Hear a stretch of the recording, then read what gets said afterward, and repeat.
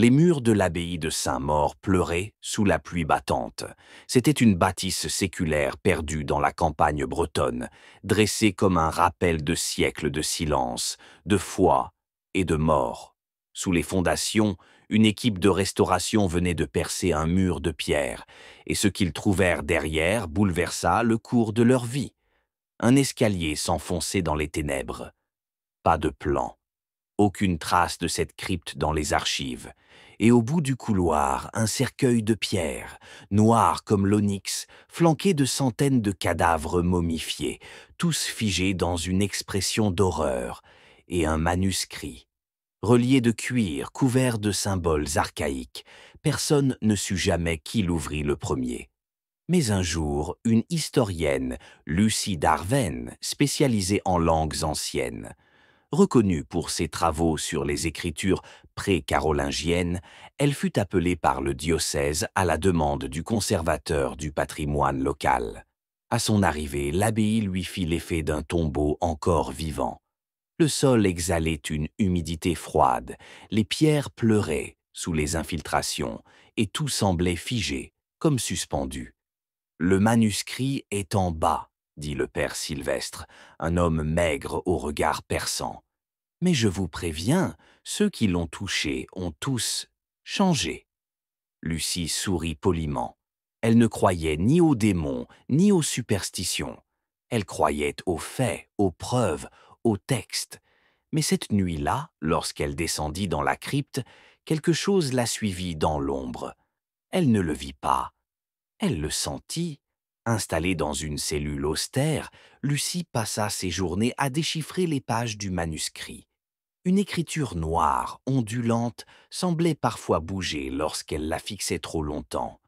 Le texte parlait d'un pacte scellé par l'innommable, d'une entité enfermée dans la pierre, nourrie par les prières des morts. Chaque nuit, elle faisait des cauchemars, des murmures dans les murs, des pas dans les couloirs déserts, un souffle derrière elle. Elle tenta d'en parler au père Sylvestre. Il pâlit. « Vous ne devez pas lire plus. Ce que vous déchiffrez, ce n'est pas destiné aux vivants. » Mais il était trop tard. Lucie avait traduit plus de la moitié du livre, et chaque mot semblait graver quelque chose en elle. Un matin, en explorant la crypte, Lucie remarqua que les cadavres avaient bougé. L'un d'eux avait tourné la tête, un autre ouvrait désormais la bouche. Son cœur manqua un battement, mais les techniciens nièrent tout mouvement. Seule la caméra de surveillance, lorsqu'elle fut vérifiée, montra autre chose. À 3h33 chaque nuit, les corps tremblaient, puis restaient immobiles. Lucie décida de rester éveillée cette nuit-là. À 3h32, le silence était total. À 3h33, un gémissement monta du sol. Elle vit les paupières d'un des cadavres s'ouvrir lentement, et dans ses yeux, il n'y avait que du vide. En fouillant les archives cachées derrière l'autel, Lucie découvrit une lettre scellée, datée de 1347. Elle émanait d'un moine nommé Anselme, dernier scribe du monastère. « Nous avons scellé le mal dans la crypte, l'ange noir. Il parle à travers les mots. Celui qui lit le manuscrit devient son réceptacle. Il faut brûler les pages.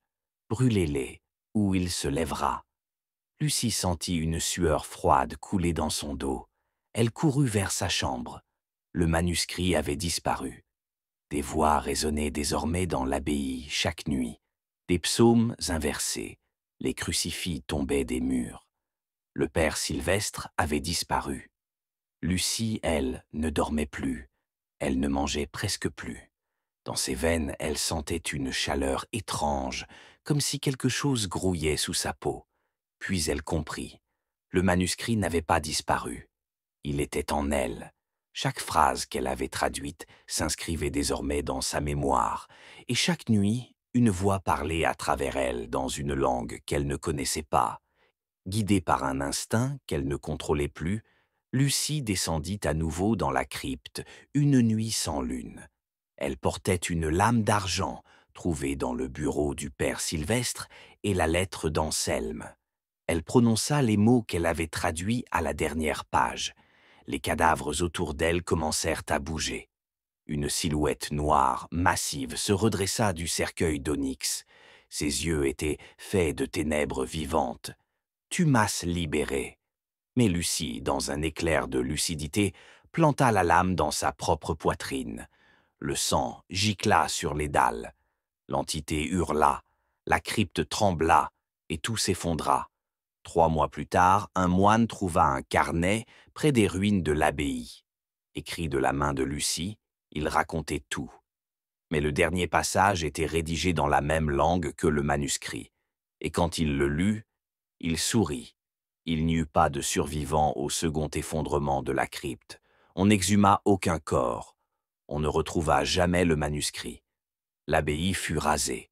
Mais parfois, à 3h33, les caméras d'une route voisine enregistrent un chant grégo